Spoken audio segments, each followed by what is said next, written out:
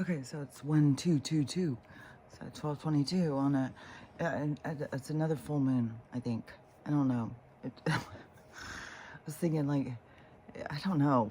It just seems weird because it seems like the moon goes sooner, but it seems like, well, is it going to be just full for, I don't know how long, but I don't know. Everything in the sky is so fucking weird. It's in weird places all the time. Sometimes it's not even there. It's down too low. It's up. It's the weirdest thing. Sometimes it disappears up in the morning, and other times it sneaks off to the side. It's like it's so fucking weird. And this full moon though is like intense, man. Stella's just having a fit. She cried all day yesterday. Just cried and cried. She's having a fit in the tent right now. I get up this morning. Well, still, if you want to call it morning, whatever. We're gonna leave like at 2:30. But and I couldn't sleep. But it's more like this intense moon energy, or just human energy, because I saw somebody saying that the sun is becoming brighter because our energy is feeding it or something. I don't remember what that video was about, but it was a whole thing. And then I get up and step and puke.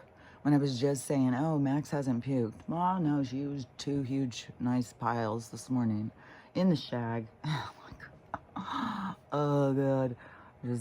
I'm just irritated as a motherfucker. God, and I've got this tea, but I was like, well, I'm just going to record now. Like, I'm sitting here already looking for something to watch. I feel tired.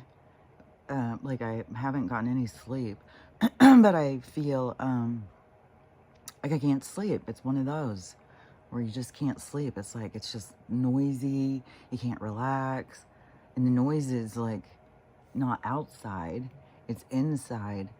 And I always wonder, like, when people can't. When I just took my braid out, so I'm gonna keep messing with my hair now. The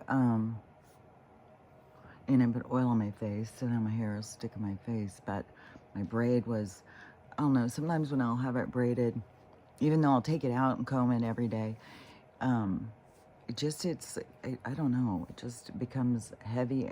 It's like wearing it the same all the time is really aggravating to my head. Maybe that's some kind of autistic thing, neurodivergent thing, maybe. You feel your head nerves too much and your hair is in the wrong place too long or something.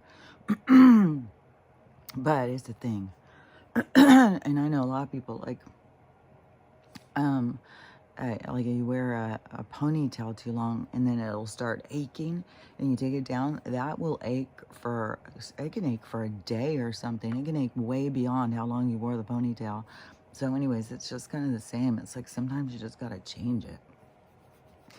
So, the, is, I don't know, I was noticing the white, but it's not really white anymore. It's a lot more like a yellowy. It looks a lot more, just like lighter part of my hair in normal light. This light always, but the other day I was thinking it was making the the silver not be so like the reflection had changed or something. But now today I feel like it looks more like silvery.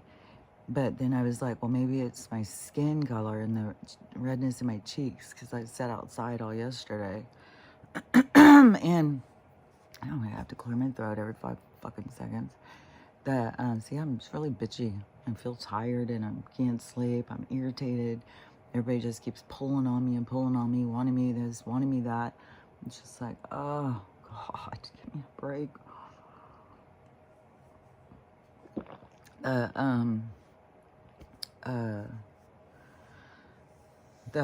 Oh yeah, because the sky was super clear.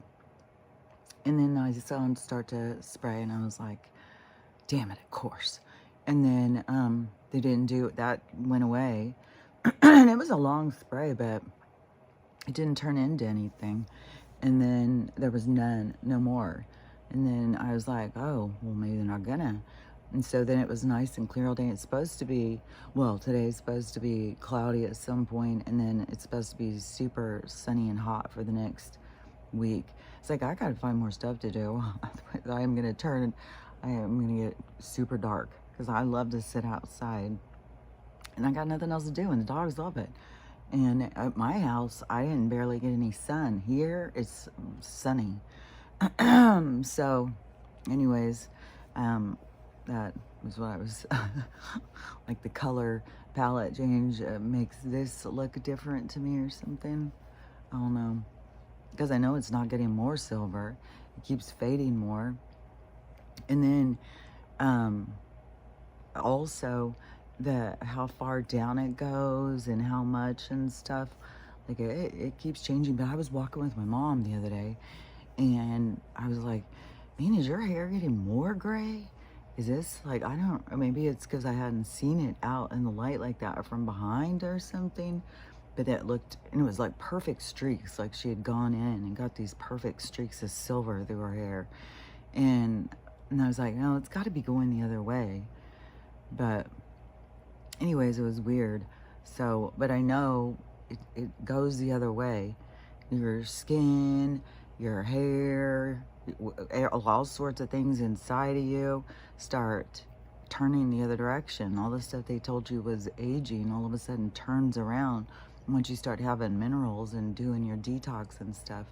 And oh yeah, I wanted to talk about something else with Stella's health or sickness. Oh my God, I swear to God, the clear in my throat, I don't know if it drives you guys crazy, but it drives me fucking crazy. Fuck. Hold on.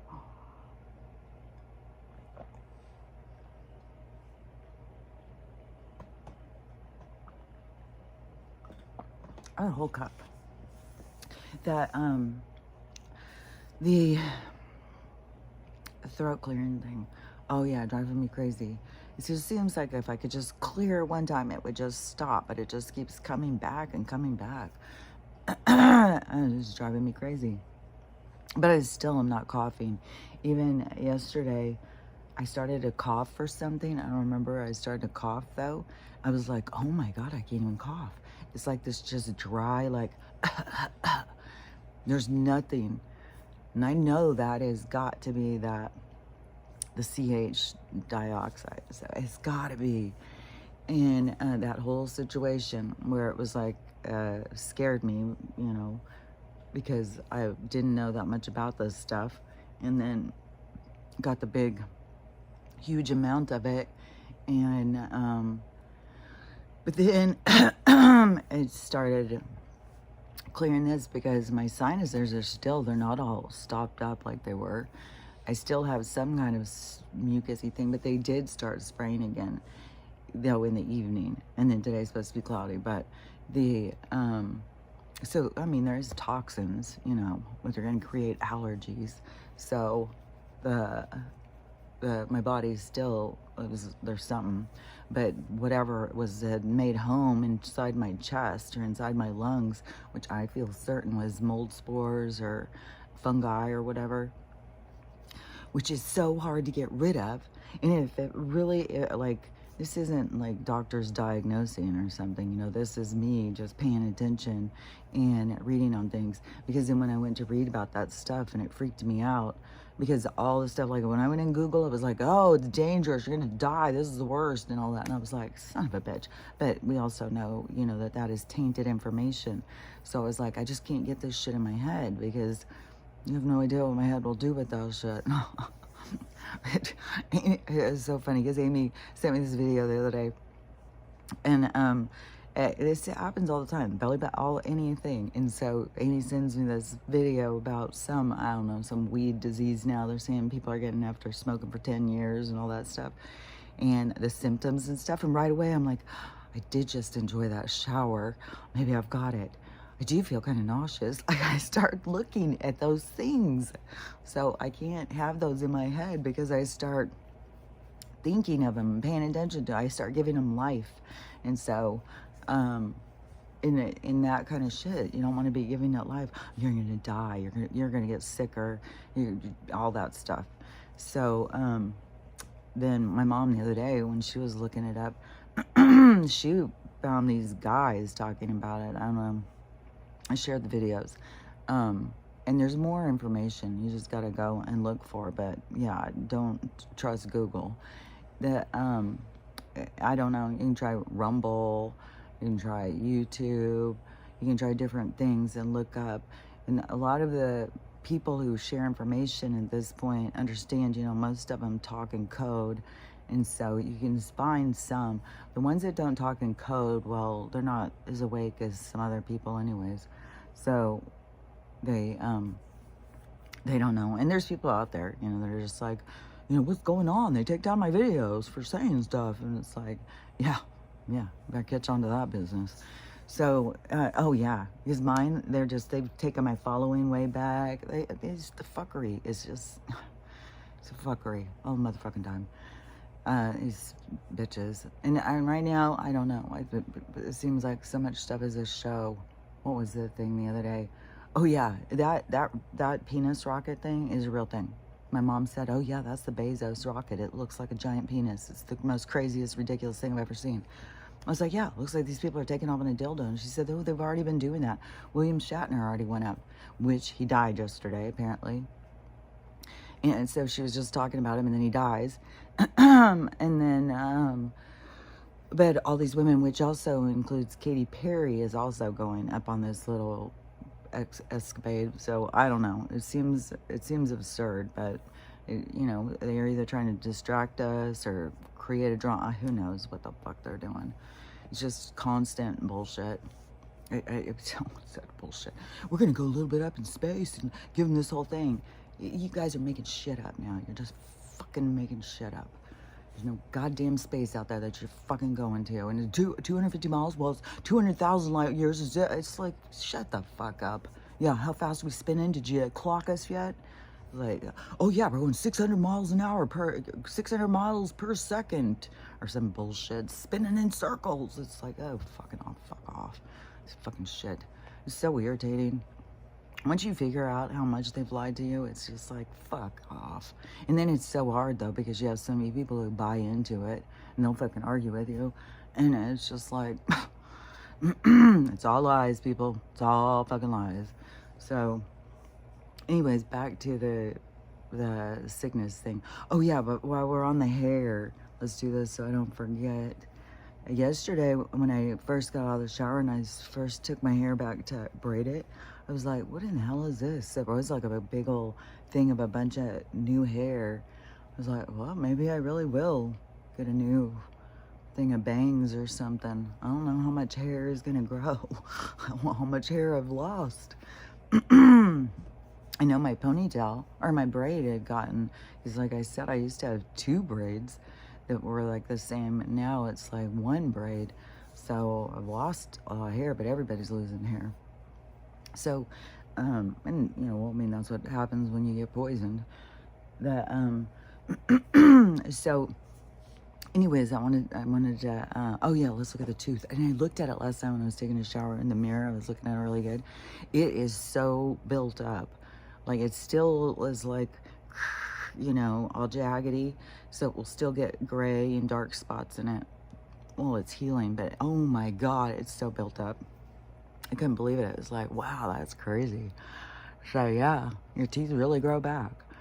Like, this one, if you hadn't seen it, like I show it every day, but since it's happened, is it had a filling in it. It was a silver filling, and I don't know, it was after quarantine had started. So I was already seeing through some bullshit and seeing through the medical. There was a lot of stuff. And so I went to the dentist. I think I went to the dentist. It was before any of that. I think when we looked back, it was like the year before maybe. But so when I went in, whatever it was, he said he wanted to, there was a tiny cavity there, and he wanted to drill that, and he wanted to dig out my own filling and do this whole thing, and put a cap on my tooth and all that shit. I was like, hell to the fuck no. And So I just blew it off. I didn't do it. And then every time I go get my teeth cleaned, they tell me the same thing. Oh, that cavity's getting a little bigger. You better go do this. And then it was after quarantine is when I stopped going. I was like, this is barbaric. This is bullshit. And so much stuff has to do with our head. Like, we can heal things. It's kind of like, the keeping people distracted and keeping them weak and keeping them distant from themselves makes them not know their own power. We can heal ourselves, but we need to remember that. And because this is an illusion. And so we have power over it. And so we can heal. And you've got to remember too, your body's telling you things. This is something this comes up a lot with my mom, because she'll be talking about something. And it's like, your body's telling you something. That's what you got to pay attention to. What's it telling you? They have us in a system where what your body starts telling you, you run to them to fix it. And all they do is cause more distraction. They're not fixing anything in your body, and it gets worse and worse and worse. That's why we have aging and people getting sick and sicker and sicker. Because at the same time, they're just dumping fucking Roundup on us. So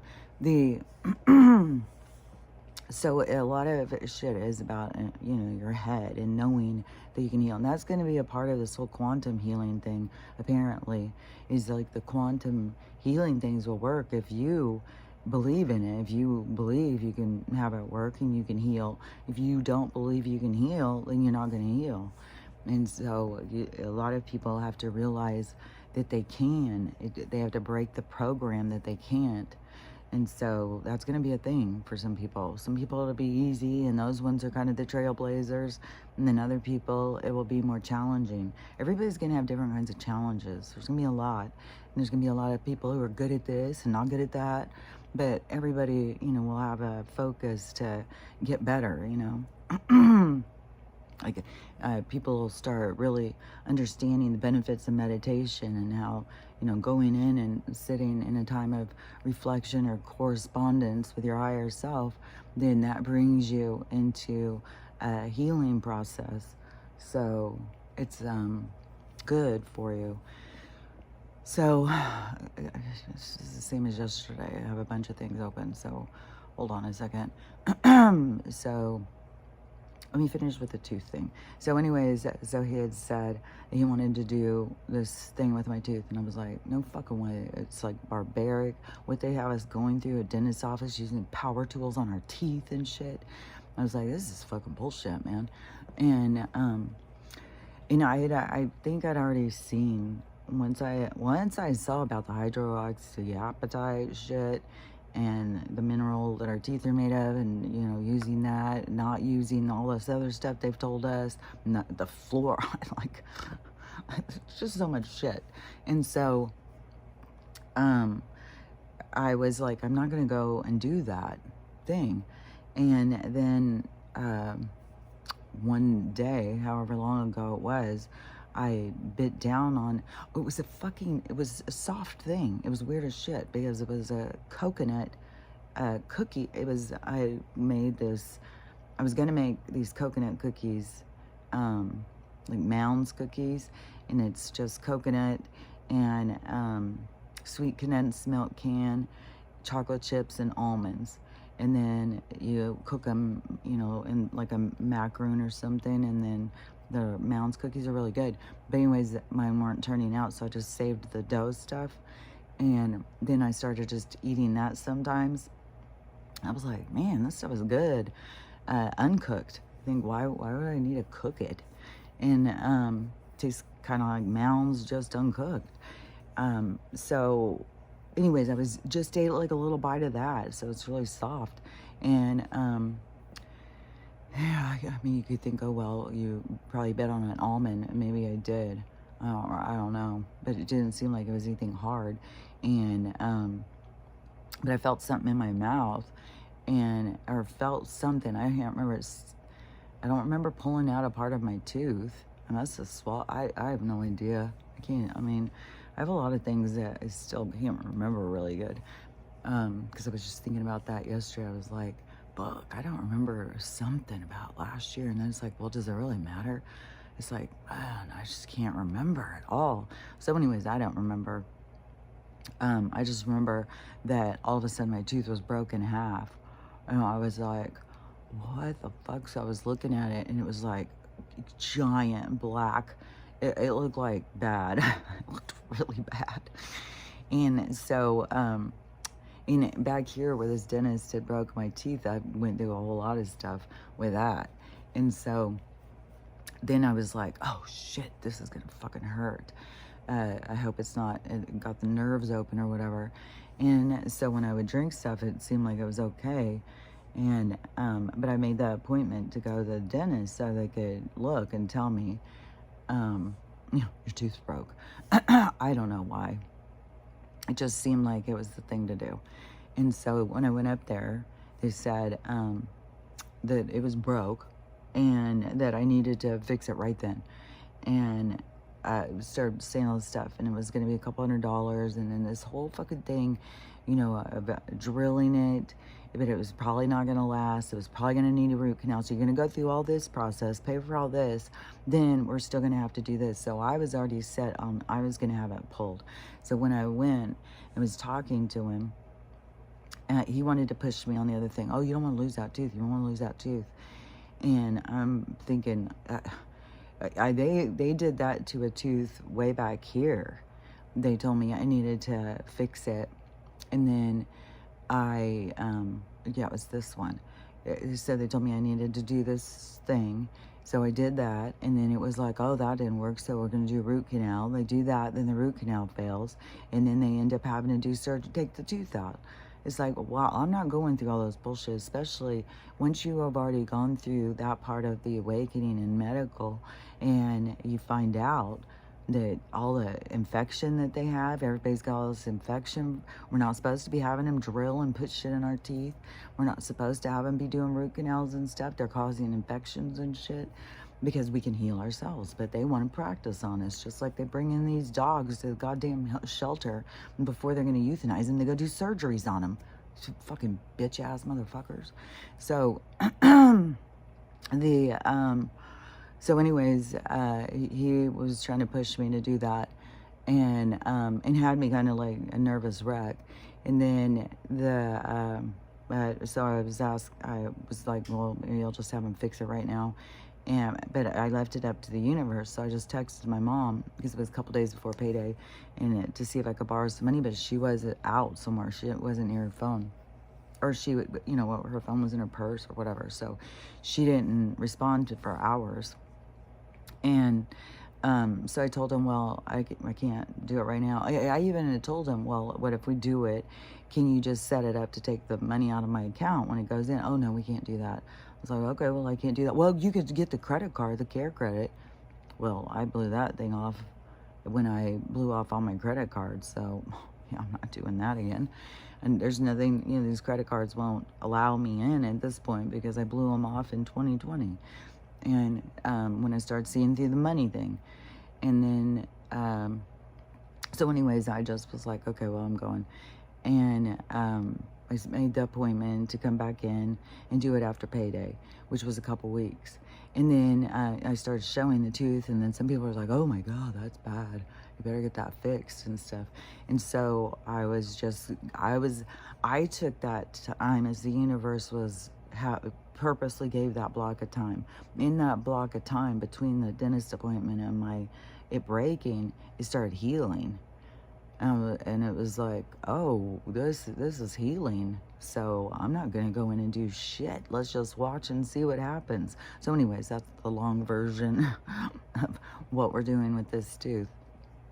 And so it continues to heal. And it looked really, really bad. So it's gotten way, way worse. I mean, way, way better. Yeah, I looked way, way worse before. And there was another thing I had forgot to say yesterday too, when I was talking about Paul Walker. I forgot to say, because there's all these pictures coming out now. Like, he was 26, his girlfriend was 16 years old, which I was talking about that with my mom yesterday, because I was like, you remember when I was 16 and all those 26-year-old guys that I was hanging out with? Which I had just seen also recently, because it's like, sometimes it's like your universe wants you to think about shit. And then I had seen Winona Ryder, and she was the teenage girl and all these old actors and stuff, they were all on her. And she was 16, and she had these 26, 28, 30-year-old guys. And I said, so we were talking about, you know, those guys and his age, because then Paul Walker, his next girlfriend, you know, when he was 34 or something, and she was 17 or something. I don't know. He had a thing for young girls. And so was he really out trying to save them? Or, I mean, I don't know. I don't know. It was fucking weird. But I was telling her, you know, that when I hung out with all those guys, and they're such users and shit, and it just is weird, like these old guys wanting to be with these teenage girls. And there is one in particular that I remember, and he was like 30, so he was even older than the rest of them. And see, a lot of the other ones, the like 26-year-old guys, like they looked like these rock and roll, like they were a bunch of hot. They were these guys I was hanging out with, they were a bunch of race car drivers and motorcycle riders, and they had this long, one, like the one that was my boyfriend for a while, he looked like Robert Plant. They all just looked like they were cute. This guy though, this other friend of theirs, he was even older, and he had like this afro hair, and he was a white guy. He wasn't, he was a white guy with this afro hair though, and he just wasn't attractive to me at all. And then plus his, I don't know, desperation, and then his pressure, you know, like I should be sleeping with him or something. I was like, you know, I told my mom, it's just so weird, you know, these old guys, because I just remember keep thinking like, you're so old, you know. I was 16, and it's like, dude, what is, and anyways, that's a thing for some girls when they're 16. You have these old guys that are just like, I don't know, it's weird. I think just stay closer to your age range. That seems to me. And, you know, I know a lot of people think like, oh no, but you know, everybody's here on their own journey. But as a basic thing, it's like, if you're over 20, I don't think that you need to be going down into people in their teens. It's like, you moved into your 20s, go that direction. Don't start going, well, I'm going to go back to the high school and hang out and see what girls are. It's like you're getting these lumps of clay that haven't even discovered themselves yet, and then you want to fucking control them. It's like, but that's the storyline for those souls. So anyways, and it's been for lots of girls, it's been a part of human journey. But anyways, I was just thinking about that yesterday, and I was seeing that Paul Walker doing that, and then the whole Winona Ryder long one. Like, it was a lot, man. Whoever did that video was like, Jesus Christ, that poor girl. And, you know, and she was having all these hot actors that were, you know, I was like, man. So anyways, the, let me think what I was going to say. Okay, so back on the Stella medicine thing. So anyways, on this CHDI, then my mom, like I said the other day, she suddenly decided she was going to go read about it. And she said, I was just looking it up to see if it really is bad. It's like, didn't you just tell me a day or two before? Well, if you were going to die, you had died already. I was like, I thought we already let it go. But anyway, so she was looking it up, trying to find out more about it. More power to her. And so she had found some stuff, and she was reading it, which I feel so sure that this is from that, but I'm not sure. So I'm going to ask her today, because we're going to be leaving to go to the airport in a little while. So I'm going to talk to her about this, and so we'll know more about it tomorrow. But I am certain that I had seen where they said, taking the CHDI, that whatever it is, it will start like leaching out, like it's gonna start making you spill out stuff that's you need to get rid of. And so, you know, it seems like it said something about like if it was the vagina or in your urine or something, but the stuff would start, you know, like if you had the way I took it, kind of like if you had like ovarian cancer growing in you, you didn't know or something, and you take this stuff, and then it starts breaking it down and spilling it out of you. When it comes out, it has a really bad smell.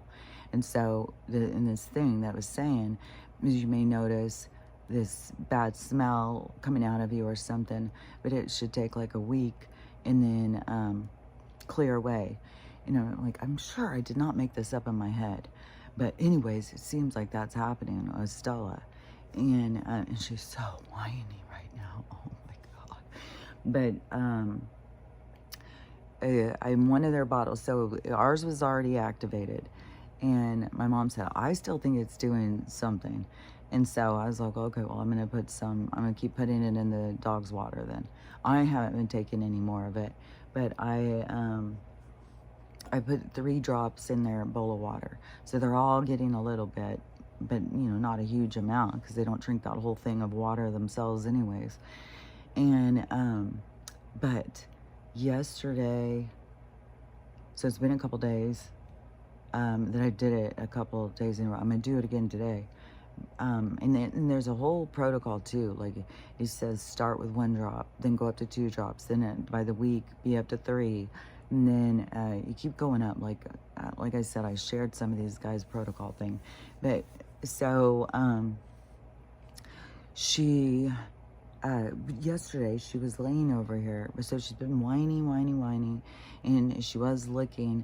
But she also a couple days ago I put her back on the antibiotics because she was doing a whole bunch of pees, and I was like, man, she could have a urinary tract infection. But see, it can have something to do with the toxins and shit, and clogging up the thing, and that creates stagnation, which creates a place for tumor and shit like that. So all these people are getting cancer and all of that, their kidneys, their bladder, their all that business, because it's the chemicals and shit are all getting like stacked up. It's like a traffic jam inside our bodies with all of the stuff when we don't cleanse it out.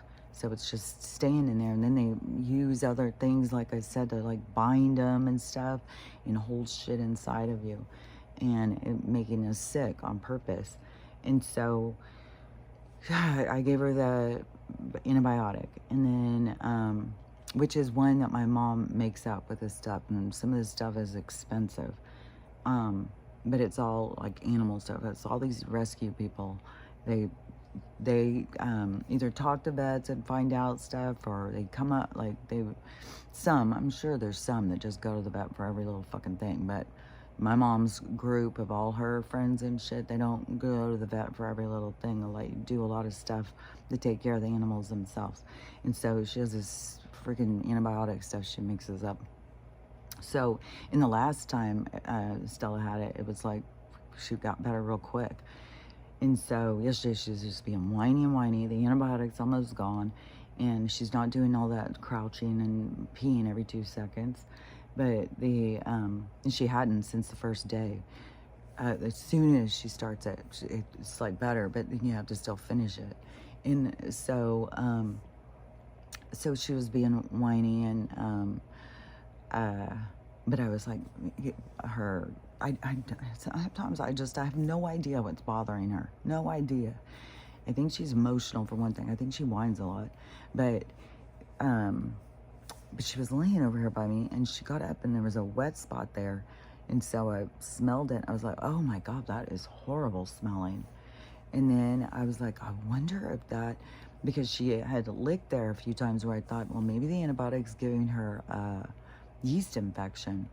And then which there's some weird thing I want to talk about vagina too, but so maybe it's giving her a yeast infection, and so that's why she keeps licking, and maybe that's what the smell is. But then that came into my head that when you're taking that stuff, which I'm sure that's what it is, but when you're taking that stuff, that this bad smell can come out of you, or the toxins getting out of you. So anyways, I'll see. But that was a long story about all that. But anyways, that is what I think is happening with that is that she is getting rid of some stuff. And if it's coming out of her vagina, see, then it can be like any kind of gunk or whatever, creating some cancer cells in there that is going to be ovarian, like, I don't even know all the different ones. Ovarian one is really bad because it can go undetected for so long, and we're not going in and doing all this stuff on our animals. And besides the fact, like, them wanting to do mammograms. I saw this woman the other day, and she was so pissed because they wouldn't give her fucking mammogram. It's like, lady, if you only knew, you don't want their fucking mammograms. You don't want all of their shit. They're, for one thing, just looking for stuff to try and get us in some kind of treatments. And for another thing, their tests and stuff cause this shit. So you just gotta, I don't know, learn to, it's such a different mindset. So it's just a different, and I don't know how to, I don't know. To me, when I look at it, it's like this really serious dependency on someone to save them, somebody to fix it for them. And when everybody's got tons of shit wrong with us, but it's not what we think it is. And I have seen discussions, what I just talked about the other day, about the autoimmune and how they just switch diagnoses all the time. Well, it was fibromyalgia for a while, but now it's rheumatoid arthritis. Well, now it's lupus. Well, we're not really sure. It's because we're just being poisoned all the fucking time.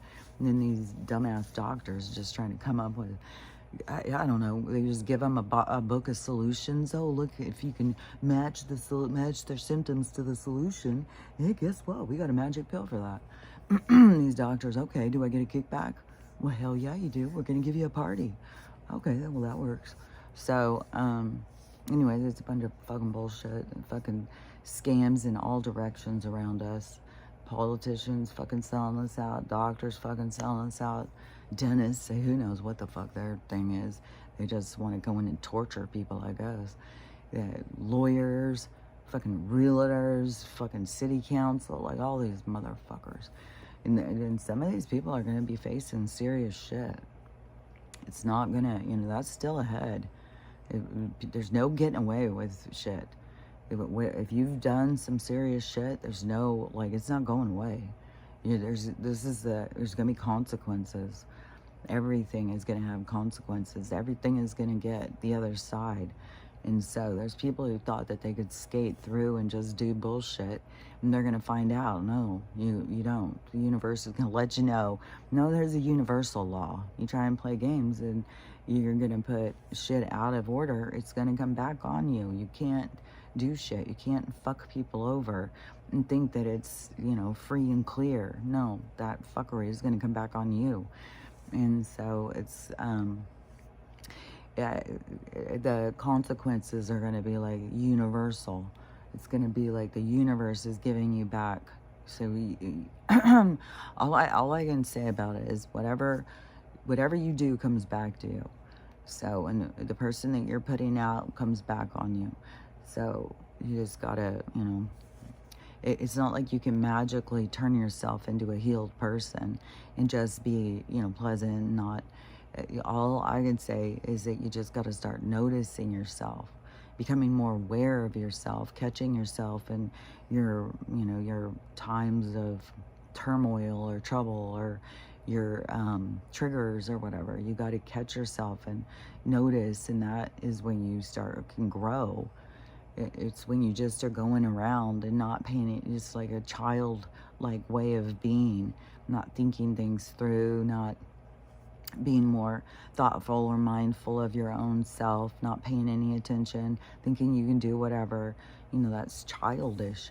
So as you develop yourself, it's more of a slow down and be honest with yourself, look at yourself, not blame others, think about your behavior, think about how you look at things and stuff. And it's so trippy too, because just on this one thing with my daughter, some situation that was happening with her, then I had no awareness of what was happening with her. I have no awareness because I have what's happening with me. But see, we all get in these things thinking that that we have that we can see this whole thing. But there's so many things. We're living life through our perspective. We're living life through our our journey, and it's not. I don't know how to explain it, but it's like we get mad at one another over things that it's our own thing. It's, and then we live in this assumption like, well, this is what they're doing, when it could be completely different. You know, it's all based on what their experience is, what their uh, attitude or how they look at things. And like just on one thing, you know, with like my son-in-laws, because this, you know, having 4 daughters, you know, I've had a few son-in-laws now. Like I wasn't a good role model anyways on the relationship thing. And so, you know, they've had some broken marriages themselves. And so and I don't know, I can't just cut people out of my thing. Like, well, she doesn't like you anymore, so get the fuck out of here. You know, it's like, I don't know. I like when my like my first ex, or my first son-in-law to become an ex, we talked and stuff. He was older, and we talked like because he stayed real involved with his granddaughter, or with my granddaughter and stuff. And so it wasn't like we just chat all the time, but we have had some conversations. He told me a lot of times how much he appreciated me as a grandma and stuff like that. And so it was, you know, just like he was the dad of my granddaughter. And so I couldn't just cut him out, you know. And then the next one, when she got split, that one, she really wanted everybody to just stop talking to him. They had such a tumultuous relationship. They were together from the time they were in high school, and they were toxic to each other.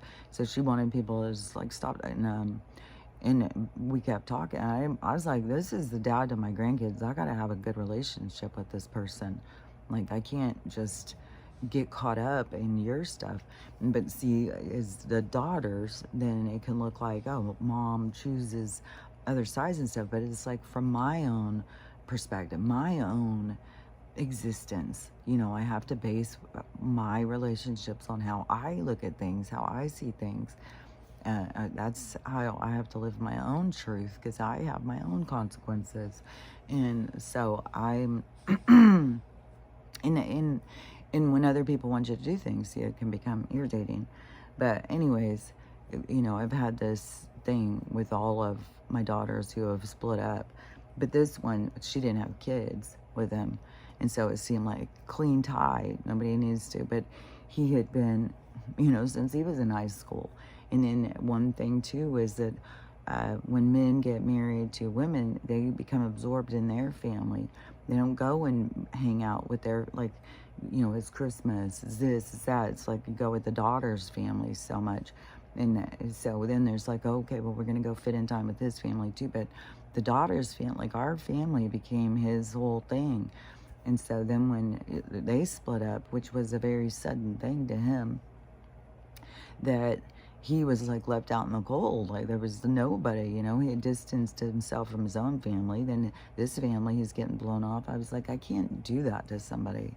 I can't just turn my back on somebody, especially when they're in pain and stuff. And so all I'm trying to do is just be a friend or something, you know.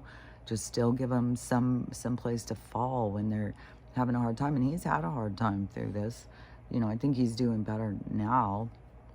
But he, I think, has moved into a new relationship or something, which to me is like, you know, I had that pattern going, and now I see the whole problem with it. It's like, no, in between, you got to take time to yourself.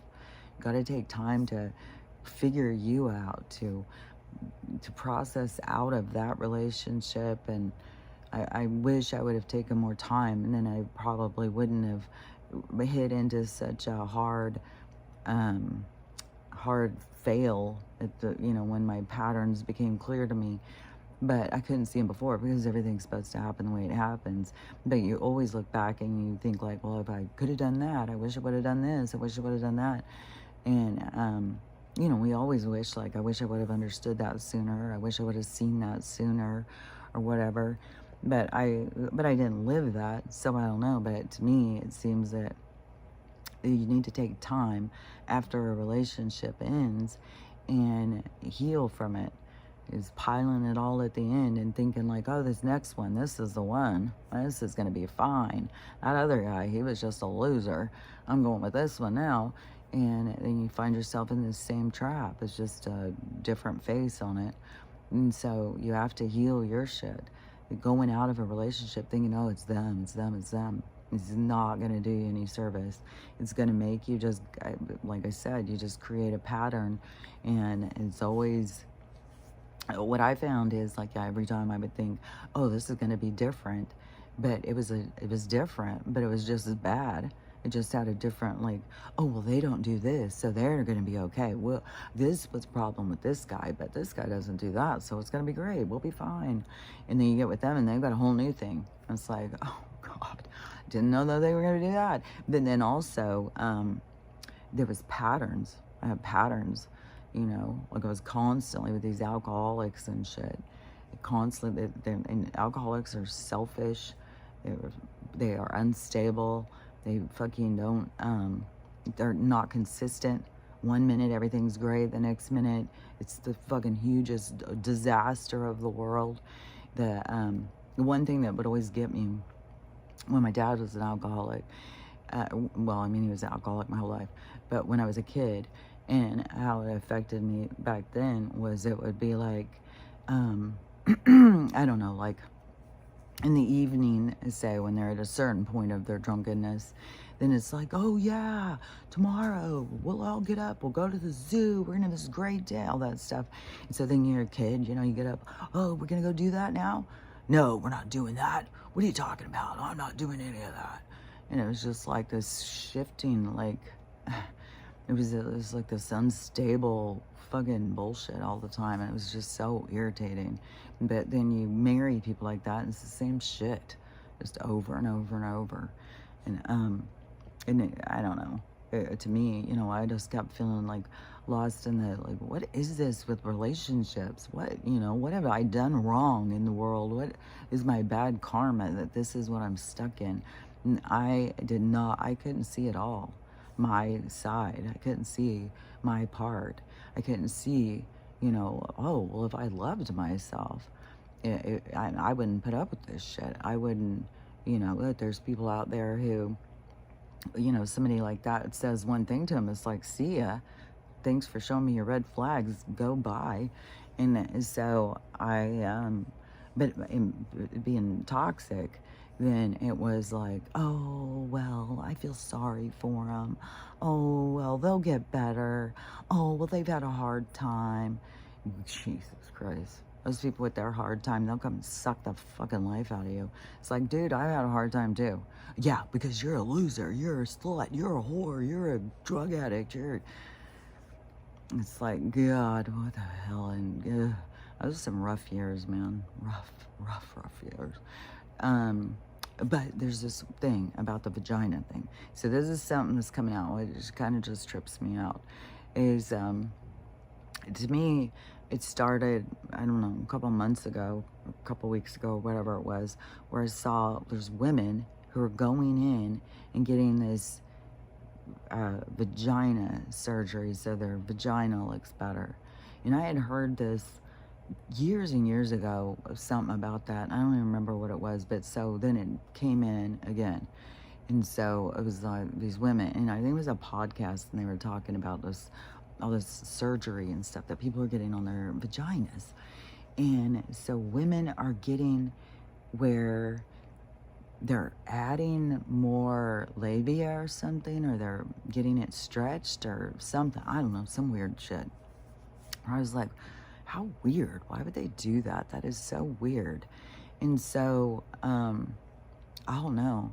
Look, it was a few weeks ago, or I don't know, last week or something. And I don't even remember what it was, but maybe I was like shaving or, trimming up. And all of a sudden I was like, wait a minute, my vagina looks different. And so I started thinking, well, that's weird because I'm sure it was this way and now it's this way. So what the hell happened? And then I'm thinking, well, must be like when you have kids, it changes it. And so I'm, just thinking about that, and I'm just, and then so I'm thinking, is this why these women go get this surgery or something? And so now what it is, and I don't know, I think it still has something to do with when you have kids. But so when you are a teenager or whatever, when you are young in your years of birthing, whatever they call that, you're you're ripened or whatever. When you are in that stage of your life, you have a lot more labias. So your minora, your majora is, I don't know. I keep on seeing, every time I think of it, I see this like a bird and it opening up this big thing. So it's like, I don't know, looking for a partner, so it does its big headdress thing, which I think is more male bird thing. But anyways, that's what I keep seeing, though. It's for a partner or something, I don't know. And so, but women have a lot more business down there, it's a lot lippier. And so but as you age or you go into, so they're saying now that it's menopause. In menopause, all that goes away. All the lips recede. They go, see ya, and we're done. But I swear to God, I think it's more back when you have kids. I don't know, because I haven't spent a lot of time looking down there, apparently. And so I was, because it's been years, and so it's like, well, there must have been missing parts for a long while, and I just didn't notice. And, I mean, who's down there looking? Like, and I was thinking, well, obviously someone is, because these women are going and getting it put back, like they want their lips added back, like it gives them a youthful appearance. And it's like, so you actually have someone down in your lady business telling you you need a youthful appearance, and that you need it, like, who is drawing this to where you're going and paying to have surgeons do stuff to you, like, for something like that? Like, that to me seems so strange. And there's more to it too, with like, there's this whole thing where women get so down on themselves about menopause and stuff.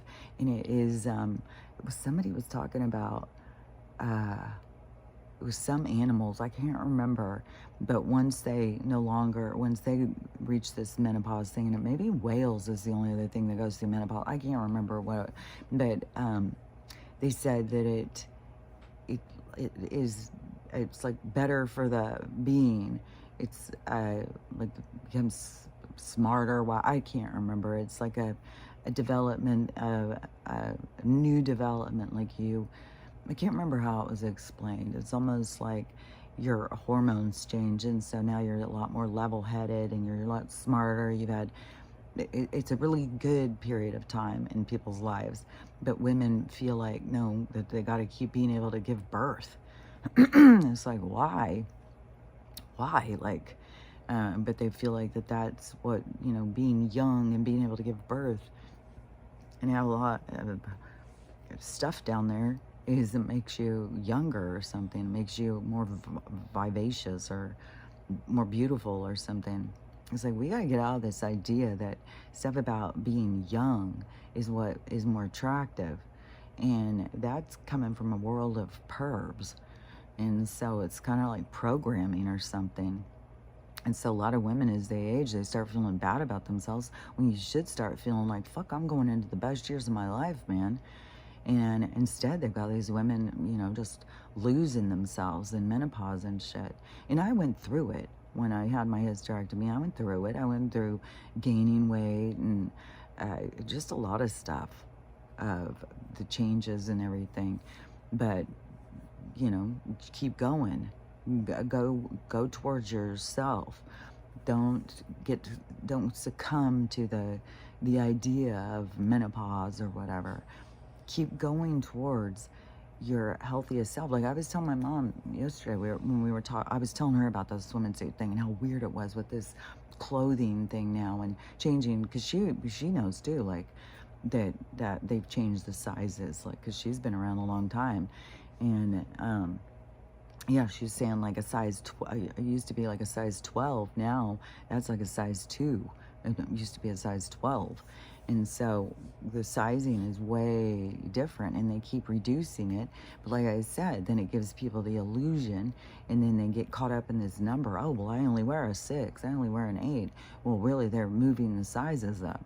So you got to base it more on your body and stuff. Like I said, to me, find a pair of jeans that you love, that you think you look good in, that you feel good in. They're your favorite jeans. Use those as your barometer of your weight, not what they fucking tell you, because don't pay attention to the numbers. Pay attention to how you feel, how things fit here and now. And sometimes you have to check it more often.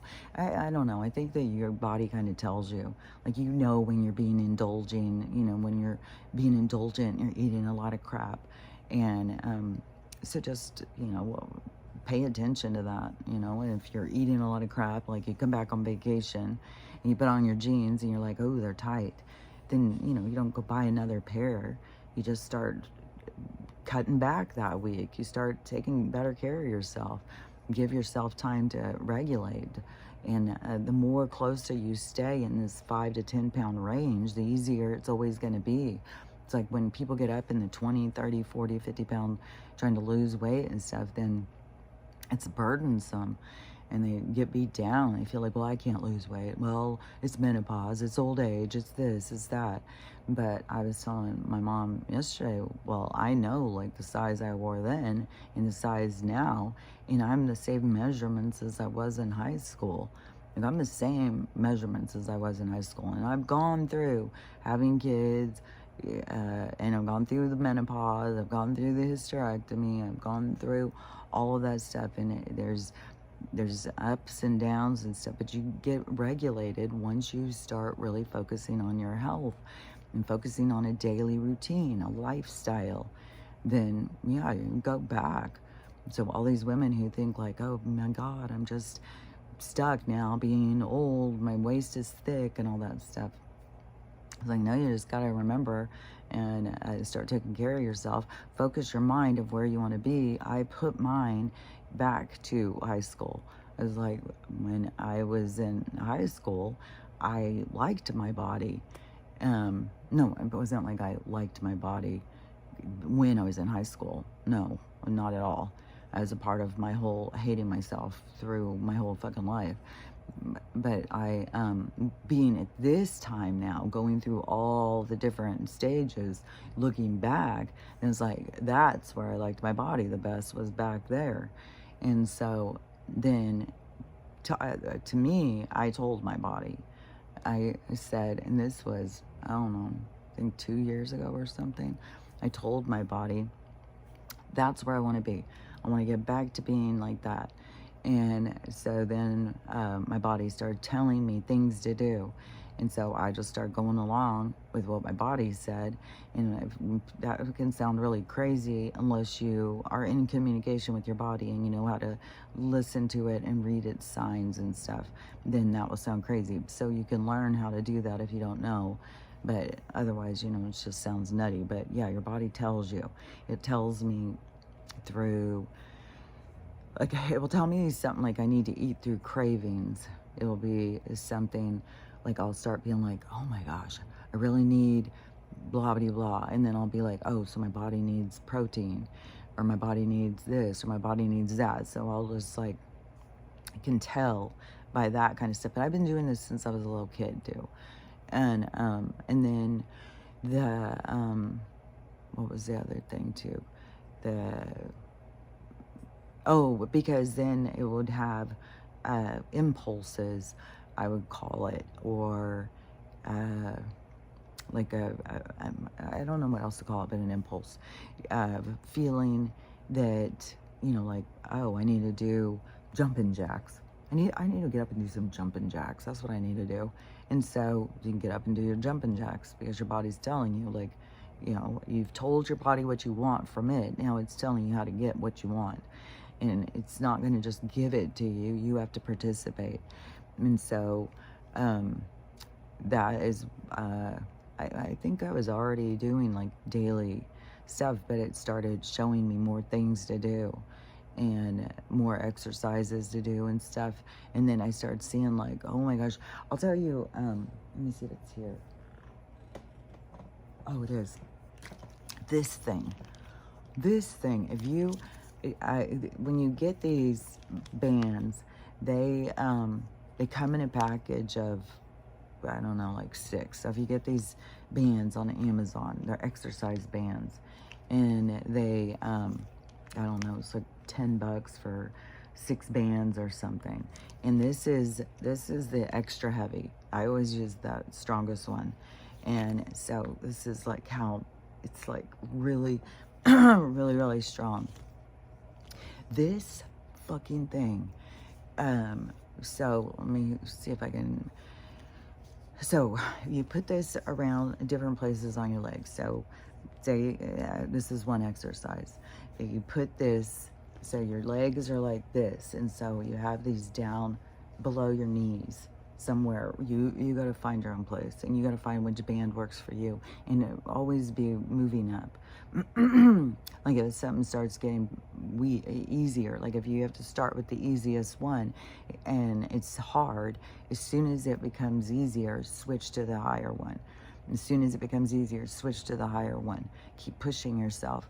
So anyways, you have it on your legs and you're standing there. Stand straight up and then pull your leg out. And you can do this like laying on your side. I do it standing because I don't want to lay on the floor because I live in the dog world. And so, so I stand and then pull my legs. So I've got the other one of the things that I've been battling also is the scoliosis thing. So I've been using my mind and my, it's a lot more than just your mind, but using it to straighten myself. And so I will stay very much like focused on, okay, I've got to find where, keep everything level. So find my feet, make sure that they feel like they're touching the same everywhere, then pull my body straight, like going into an erection of my body and pulling it straight and finding, you know, so I feel like I'm straight up and level and balanced. and then pull your leg like this and do that as tight or whatever as you can. Then also you can sit in the chair and put it around your legs and pull them and do different ones. So you can try different things, but that tightens your waist so much you wouldn't believe it. You'd think like, oh, that's doing your legs. Well, it will do down your hip too. It will do your hip, but your whole waist and stuff. So that will tighten those muscles. And see, there's so many people, and then to me too, after having kids and surgeries and stuff, I didn't realize how weak my torso was. My core was really weak. So this kind of stuff has built it so much, but it pulls all of that in. So something like this that barely costs any money, doesn't take you much, get up and do it a few times a day, and you're going to start seeing changes in your waistline, in your strength, in your stomach. It's going to start pulling it back in to becoming more flat again, like when you were younger. So anyways, this is cheap and easy to do. Then you can also just get some weights. You don't have to start out with very heavy ones, but do you know, lifting things. And you can also do this for your arms too, because it gives resistance. That may be what they're called, resistance bands too. But if you look up exercise bands, you'll see them. But see, you can do this too, and all these muscles get so tight. So see, something cheap like this, and when you're sitting there watching TV, like, you can do this And you're gonna have you're gonna start seeing benefit by the more you do that kind of stuff. And it's not like you have to go to the gym. It's not like you have to spend hours doing it, but just come up with a routine, and you'll start seeing that you'll feel the benefits. And so, anyways, that is something that you can do. And I just got thrown because I looked at the thing, and then my mind started thinking, what time is it? Is my mom up? Is it almost time to go? Because I've been talking an hour. But I think it's about 45 minutes or something until I go. But anyways, I'm going to finish up still. But I was thinking, did I even say all the things I want to say? I feel like it's so random and to say all this little stuff. But yeah, if you notice that you're, if you do go down there and look at your lady business and you notice there's different, that's completely normal. It's completely natural. There's nothing weird or crazy going on. You don't need to go see a plastic surgeon and have it stretched back out. To me, it's like, it's a lot more concise now. It's like, I don't understand why anybody would want to go back and add in all that business, but everyone to each his own. But I was really thinking, like, who do you have down in there telling you need to do something like that? Because, I mean, are these women coming up with this themselves? They're just getting mirrors out all the time to look like, is my vagina changed? What can I do about it? It's like, no, I would think somebody was down there and told you, yeah, well, that doesn't look right or something. I don't know. I mean, maybe it was like a cougar thing. And the cougars want to make sure that they are impressing the young guys. They don't want their vagina to look different than the other girls that they're being with. You know, who knows? I mean, our society of this, you know, just jump in, it's not, you're not even saying jump in bed, because jump in a closet, jump in anywhere with anybody, anytime, then we've just got this over sexualized. I mean, we got kids who think that they need to be sexy. Like, that's sad. Like, what in the hell is up with our society? But, you know, when a society has been run by a bunch of fucking perverts, and what gets me too is they're far beyond just perverts. They are, I mean, they fucking eat us and shit. Like even when I was saying about that, this ship thing now, whoever's watching this, in this way that they are going out the ice wall or something, and with some kind of ships. There's so much shit going on around us. I swear to God, this world is so much different than what we think. It's like, how I see it is so crazy compared to what it is that we are living. Because it's way different. And when I look at where we are in my head, it's way different.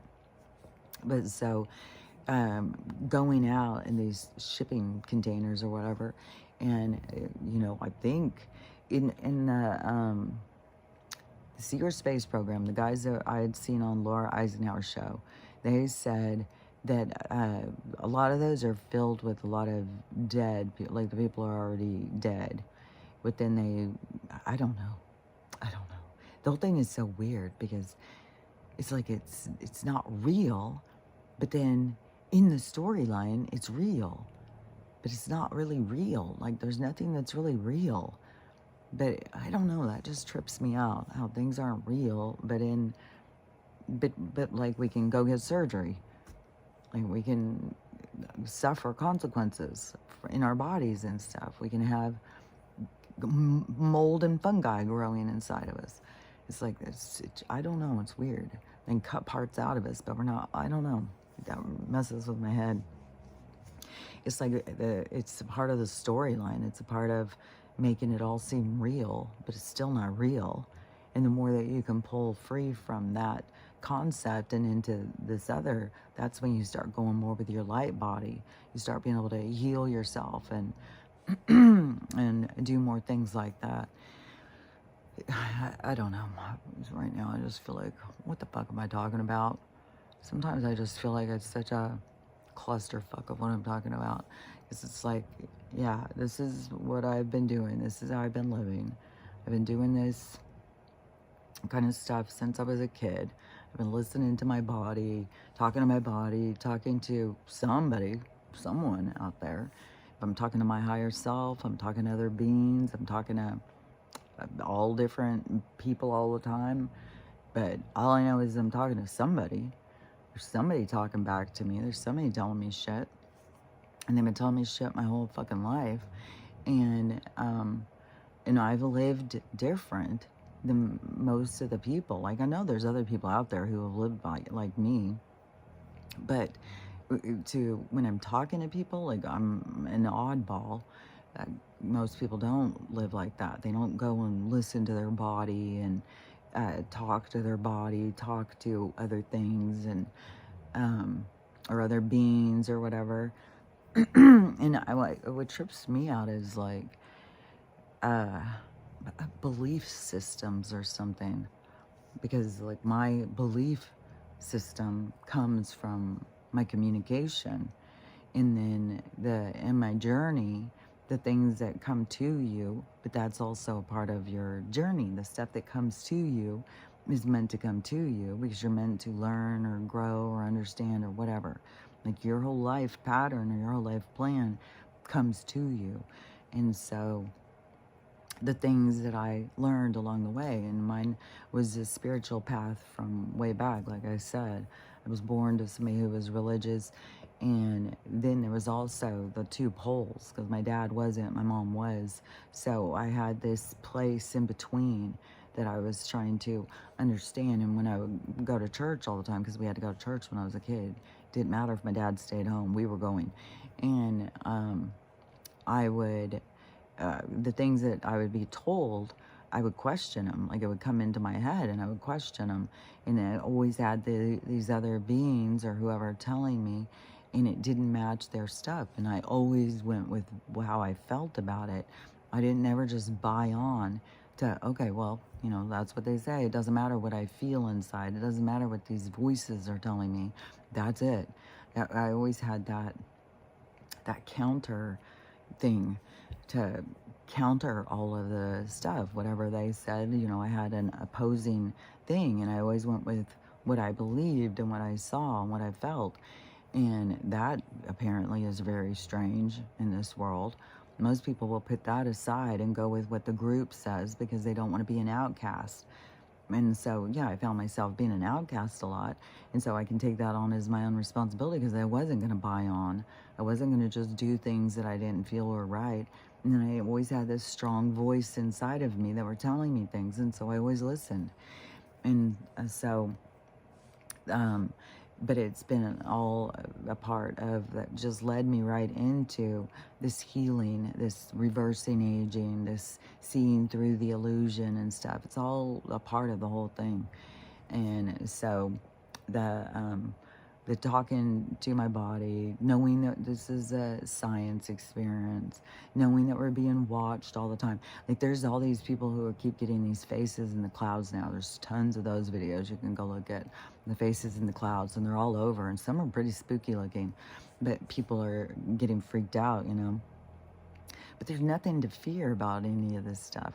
This is, yeah, there's, I don't know, they've just got people so trained into demons and all that stuff, but there's nothing to fear. There's, I don't, I don't know how to explain it, because it's kind of like we're the big faces in the sky. This little bit of us that is being, man, what is that? It's like, it's like you're a giant face in the sky too. And then in your mind, you see yourself in a situation, and in that situation, you become this little character in a situation, kind of like the faces in the sky are the ones controlling the avatars. Like, not necessarily, because we have all these watching and stuff, but it's not like these are big monster giants and we're these little tiny people. No, this is just a reflection of us. we're up there too. We're the same. So there's nothing to fear. We are all these things that we fear. We are, we're eternal. We are light. We are an orb. We are a ghost. We are an alien. We are, we've been all different things. We've experienced all different things of what it is to be alive. And I think, you know, once certain souls start going through this reincarnation, that's what we call it, this rebirth in. So really, it's more of a experience. It's more of a, I don't know, I always just see it as like a play. It's like you just go in and you want to be in this play, you want to be in that play, you want to play this role, you want to play that role, you want to try this, you want to try that, just want to try all these different things and go in for all these different experiences, because through the experience it expands you in your knowing and your understanding and the way you treat people and the way that you expect to be treated and stuff. Because it is like a huge gain through the learning and stuff. Is well, it depends on the direction. Once you go into the direction of this direction that I'm always talking about, then you will you do start learning how to love yourself. But to me, it's like leaving this old project behind where you hated yourself, and so it's moving out of that. And when I look at it, it looks like to me mostly everybody hates themselves, and even the people who love themselves, a lot of them are just stuck in their ego, and they ignore the things that they don't like about themselves. They just push out a character. So everybody's pushing out a character.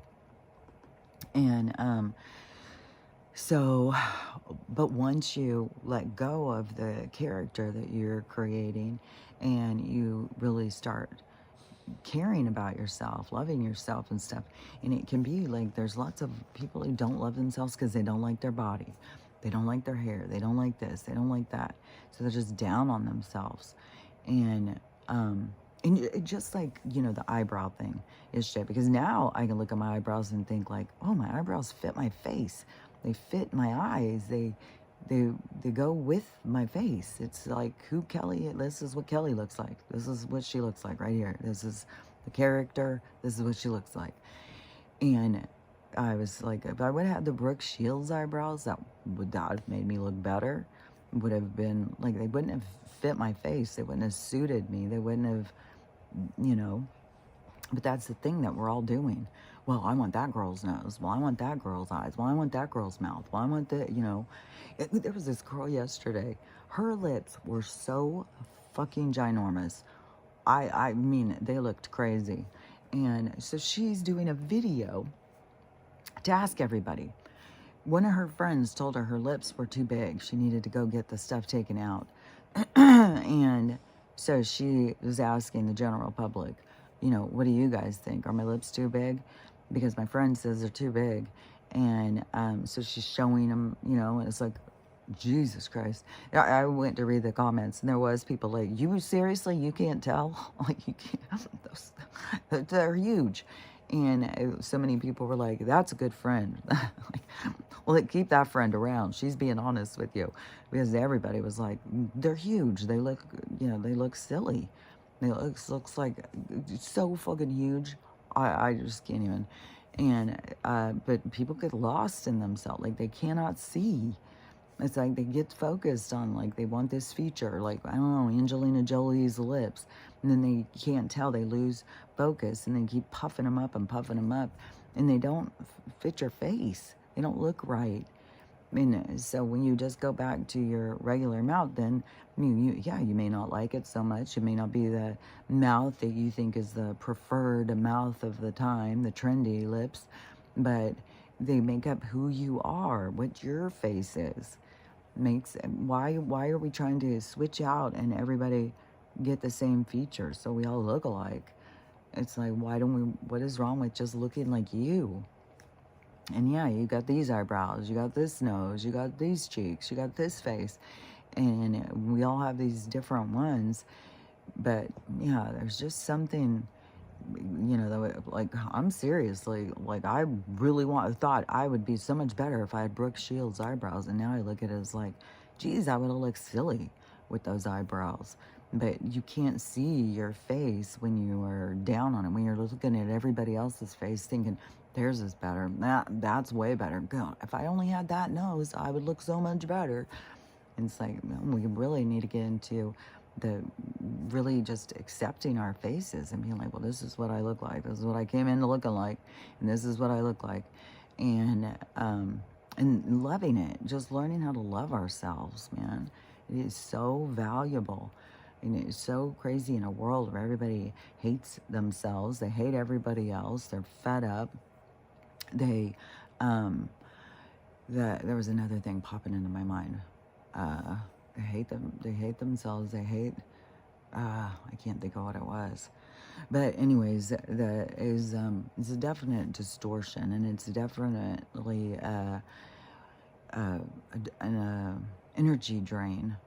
You know, to hate yourself and always be looking around trying to figure out how to fix yourself. You know, I mean, when women are going in and getting surgery on their labia minora and majora, like, I mean, who all is seeing that? And also, if you didn't know, I mean, I doubt any of you guys are going to be going to any of these parties, but Dubai is like a really bad thing. They have some, I don't know, a meeting place with a bunch of pervs that go, and they try and have this big party, and then they invite this big story that's going around is this OF girl, and that's OnlyFans. And so all these girls, with the OF channel opened up or whatever, all these girls decided, well, I can make money by being a cam girl. Everybody decided they could be cam people and make money off of the pervs that want to perv on you. And so anyways, this girl, so these rich billionaire guys over here in the Middle East, then they go after these girls. So they see you on the OF, and then they invite you to this fancy party. All these rich people are going to be this fancy party. They invite you there. Well, this girl, there was I saw one model, and she looked exactly like this other one who went. So she was invited, and I think that she didn't go, this one girl, but she was talking about this story of somebody who did go, and she looked exactly like her. But so she was a model, I think, from Germany or something, and she got invited to this party, and she went. Well, she ends up being found in the street a few days later, just beaten, every bone in her body broken, and all this stuff. So there's a whole conversation about what really goes on in these parties, and it is so violent. But it's, these people don't just want to, you know, assault you and beat you and torture you and stuff like that. They also want to humiliate you and degrade you.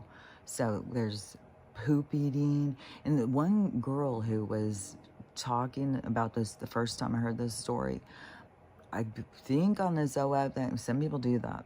Some people, that's what they do, is their thing. Because I think that I couldn't tell for sure, because a lot of people are talking in code, but it seemed that the girl who was telling the story, that's her gig. Like, she, on her channel, she eats poop, and that's, you know, so she got invited to this thing.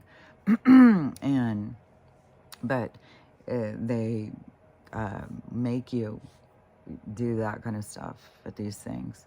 They make you do all sorts of, just degrade you, humiliate you, and stuff like that.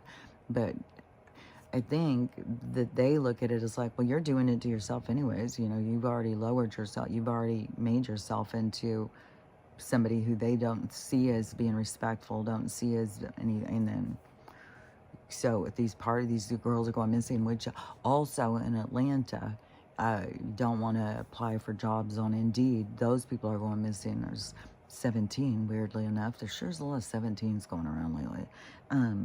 People missing that had applied for a job on Indeed, and now all of a sudden nobody can find them.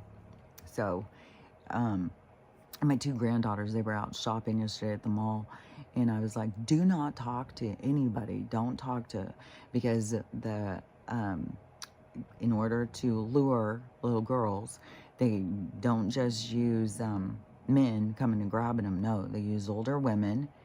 And one thing that a lot of these kids don't know, because even mine, I told my granddaughters, they're like, I didn't know that. It's like human trade is the biggest black market industry that we have on this planet. And it's the whole thing what they're taking on the shipping containers. The whole thing that Secret Space Program talks about too is like, this is it's a thing, and we've got beings here that chow down on us. So and use our parts and stuff. Like, I don't know, this place is so fucking weird. But so they'll use older women that you think, oh, I could trust her. Like they'll set up situations like, you're being followed, and so this older woman, oh, here, can I help you? And she's really there to throw you in the van, and they will get you to smell things, and those will knock you out. And they send young boys, young hot boys or girls, they send all these people out to lure you. So you think like, oh, this is safe. No, they're just there to get you in the van. So it's fucking dangerous, especially not knowing. And you can't pick anything up. Like, anything can have the scent on it. It's like, or another thing that they're putting on stuff is this stuff that knocks you out. So you pick something up, it knocks you out. They run in, scoop you up, take you out of the building, and there you go.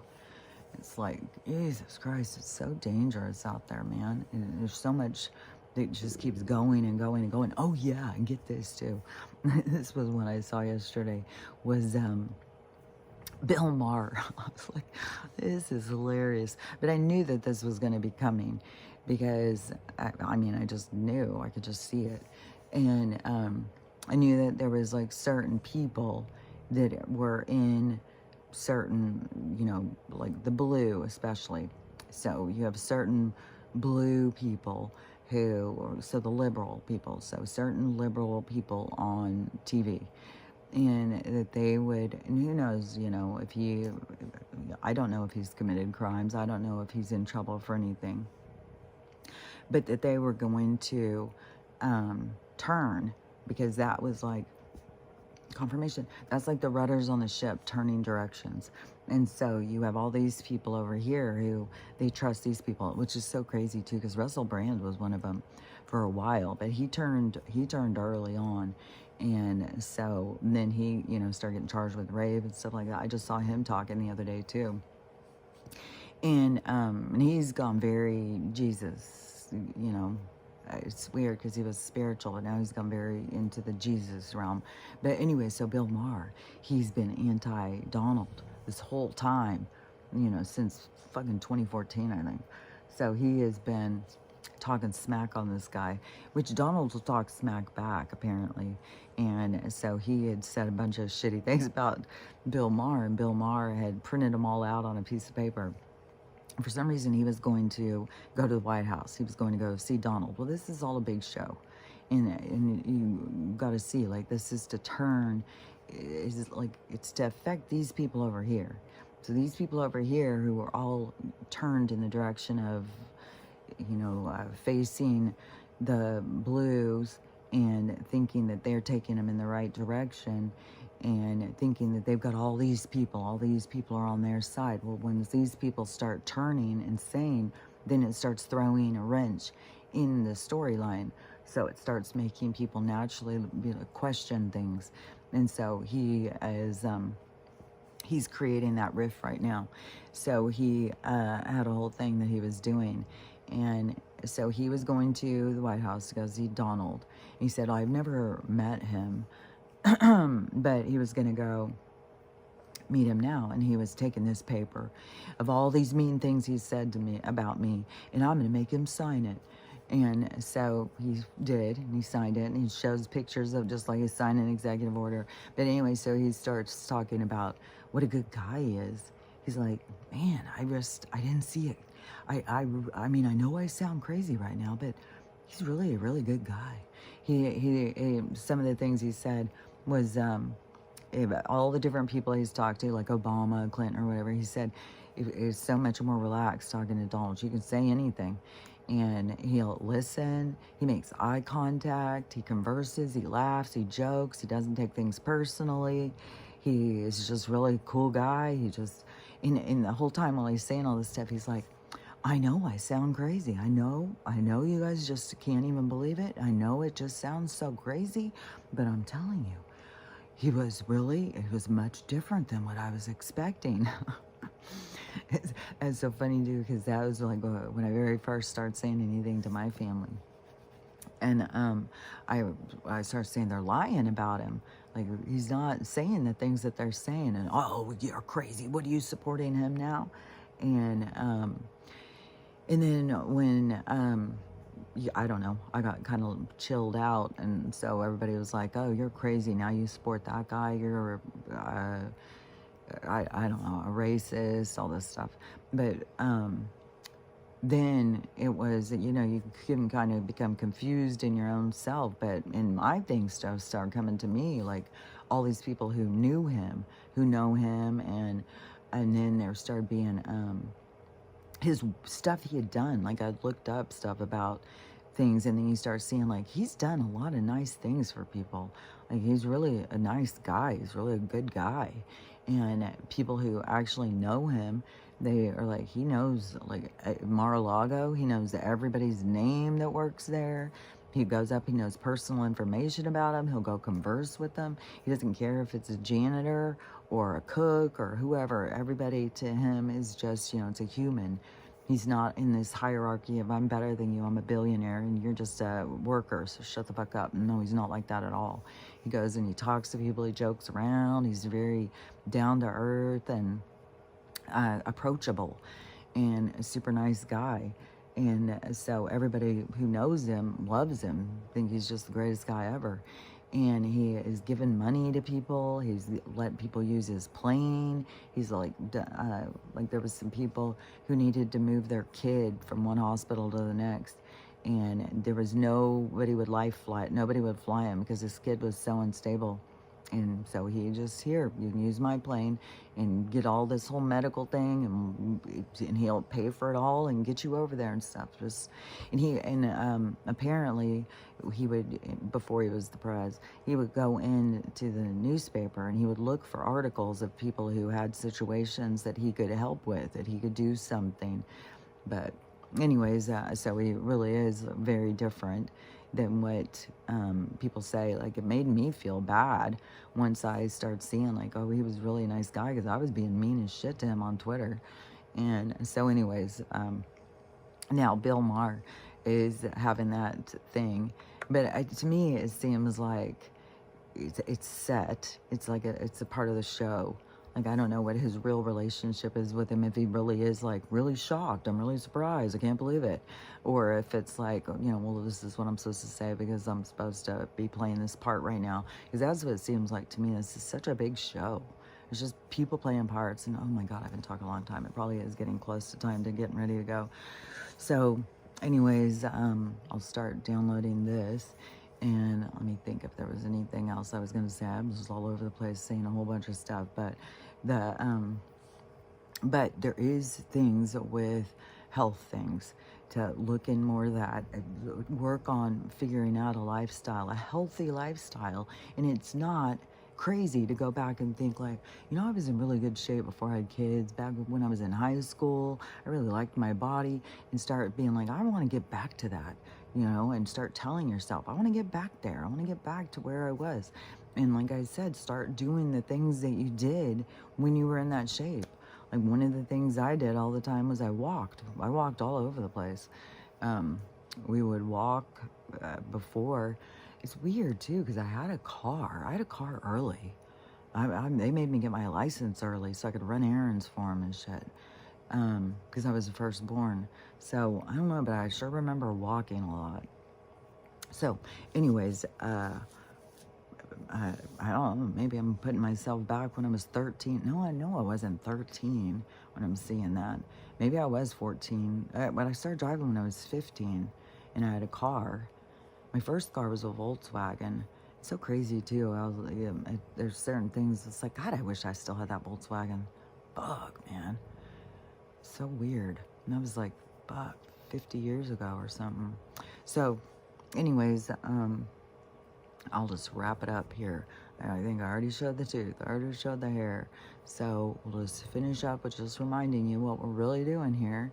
What's really going on in this world is that it's all happening for you. It's all happening for you to grow yourself, to go from this character that you're created in a dark, dim, hateful world and becoming the you that you were born to be. Taking apart all of the parts that you created to protect yourself and start going into putting yourself, becoming vulnerable, showing your true self, being your real self, showing what you really think and how you really feel, and just being honest, putting that honest part of yourself out there, not trying to put out the person you think is going to be acceptable. Because how do you ever know if you're going to be accepted unless you're putting your real self out there? Like, I think it's, how are you going to find who really vibes with you if you're not putting your real self out there? So you want to put your real self out there because there's other people who vibe with you and they'll find you. The vibrations will naturally attract, but you got to put yourself out there, there's a big part of this whole journey is finding yourself, figuring out who were you meant to be. And it depends on how much business, how much bullshit you've come into experience. But you got to just wade through it. You got to work yourself through it and let go of it because you brought it. You chose it. You chose what you came here to deal with.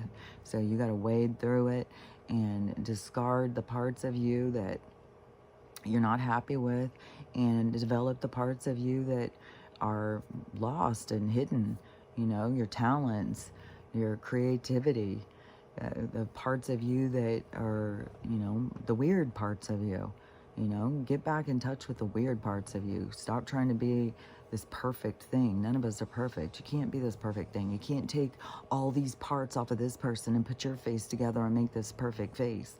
I mean, we can see what's going on with these people who are trying. They're all looking weird. So anyways, it's way better just to learn how to accept yourself. Learn how to accept yourself. Learn how to love yourself. Because once you learn how to love yourself, then you can learn how to love everybody. And then once you can figure out how to love yourself, love everybody, you can figure out how to have a loving day because it's totally up to you. It's all up to you. So anyways, we'll talk about it again tomorrow. Talk to you later. Bye.